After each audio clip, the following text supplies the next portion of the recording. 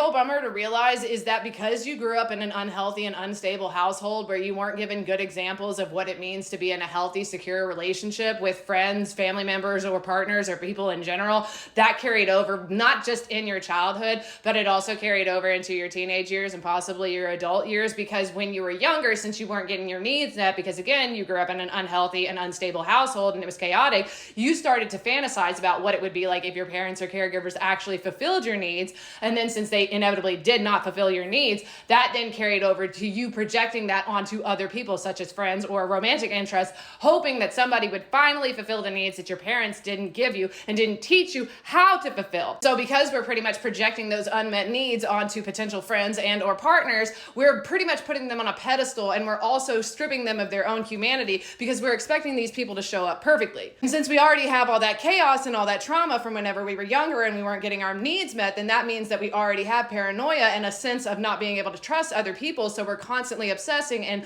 being almost controlling or manipulative within relational dynamics with friends or potential partners. And the more insidious part about this is the person might not even realize that they're projecting their own unmet needs onto these other people and therefore becoming like a little bit manipulative or controlling, because they're like, oh, well, I self-sacrifice all the time. I suppress myself, do everything that I can to people please and do things for other people. But if you're taking care of your own needs and you've worked on grieving and working through your own trauma and you really love yourself and you want to create an equal dynamic with you and this other person, then why would you be doing those things? So anyway, whenever you put the responsibility of what your parents or caregivers should have given you onto another person, inevitably they are going to fail you, which is only going to re-solidify that disempowering belief that you can't trust people, everybody abandons you, everybody's terrible, I'm not good enough, I don't know why people don't love me, I don't know why I can't just be friends with people, I don't know why people don't want to date me or why they don't stay. And the weird thing about these disempowering beliefs and narratives that you have about yourself, the world, and other people is that at one point in time, they probably helped you during that chaotic childhood to keep you safe or protected from your parents or caregivers so that they didn't think that you were being a brat, or in the hopes that they didn't punish you or abandon you. So these same disempowering beliefs and narratives not only at one point in time kept you safe as an adult, but since you carried it over into your teenage years and then into your adulthood, those disempowering beliefs and narratives might be the same thing that is also attracting in people who are not compatible for you or not good for you. Because you think that that's the only way of living, because you think that that's how you have to protect yourself. And since you already feel like a burden because your parents made you feel like a burden, since they never showed you safe and healthy relationships and connections, and it would make sense that you're drawing in people similar to your parents or caregivers who do not fulfill your needs, who do not care for you, who might punish and abandon you, which is not victim blaming, it just might be part of the cycle of what's going on from that initial root trauma, which can make it even more devastating because whenever you start to heal from this trauma and work through it, you might draw in people who are compatible for you or who are healthy and secure, but maybe not compatible for you in a romantic way, or maybe not compatible to be your friendship long term, but aren't necessarily bad people. And again, since we don't understand secure and healthy attachment and we don't know our own needs, we don't even know what is safe and or compatible for us, or how to walk away from something that's not necessarily even bad, but it's just not compatible.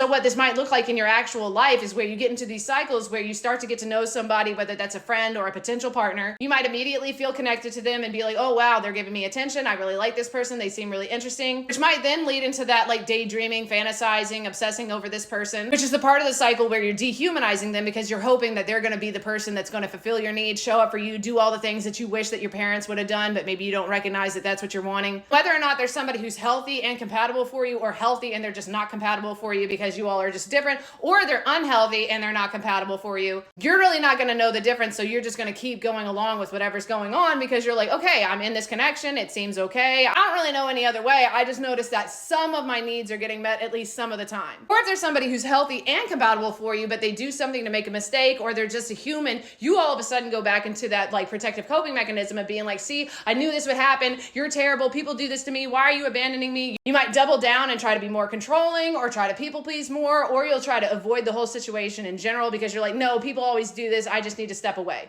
So what can you even do in a situation like this? Get into a daily practice of regulating your nervous system, do inner child work, and start nurturing your inner child and reparenting yourself. Start to humanize yourself and start to humanize others, as well as start to grieve and work through the actual root traumas of how your parents or caregivers did not show up for you. The reason that reparenting and inner child work is going to help so much with this is because you're actually going to be learning what your needs are and how to fulfill them, which is also going to help you understand what is compatible for you and what isn't. And it's also going to just naturally help you to humanize yourself, which is naturally going to help you humanize other people. So that way, if you already know your needs and you know what's compatible for you, you can turn people away when you're like, okay, we're not compatible because this is unhealthy, or we're not compatible because we're just not clicking. But it can also help you to be like, okay, this person is safe for me. They're a good person, but they are a human and they're making mistakes, and that's okay. We'll have a talk, and maybe if we need space, we'll do that too. But I know that this person is a safe person, and I don't have to obsess over it. I don't have to project these unmet needs onto these people. You can learn what having healthy boundaries and expectations are because of all that. Anyway, I hope that helps at least one person. My name's Sarah, and I'm your favorite self-experimenting coach or companion, and I help get people reacquainted with who they most authentically are. You're an amazing person, and I hope you have the best day.